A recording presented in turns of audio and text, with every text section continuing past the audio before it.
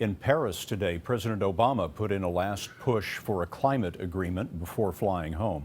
Negotiators have 2 weeks to hammer out a non-binding deal to cut carbon emissions that are linked to climate change. About 150 countries are at the table.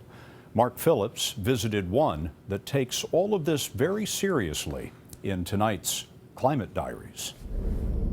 A great national and expensive experiment is underway in Norway, where a quarter of all new cars sold have E-plates for electric.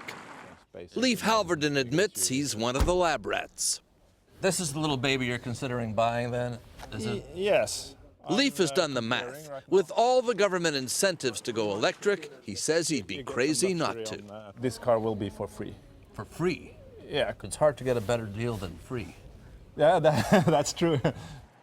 By free, Leif means he can basically drive for nothing.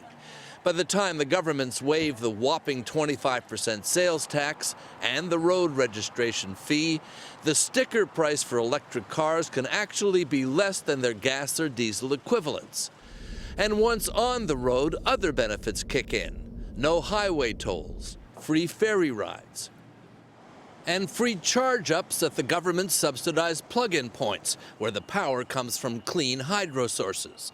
The old criticism that these cars have limited range, about 150 miles per charge, becomes a non-issue when you can plug in almost everywhere. And for commuter Anita Viborg, there's another e-car incentive: access to bus and taxi lanes.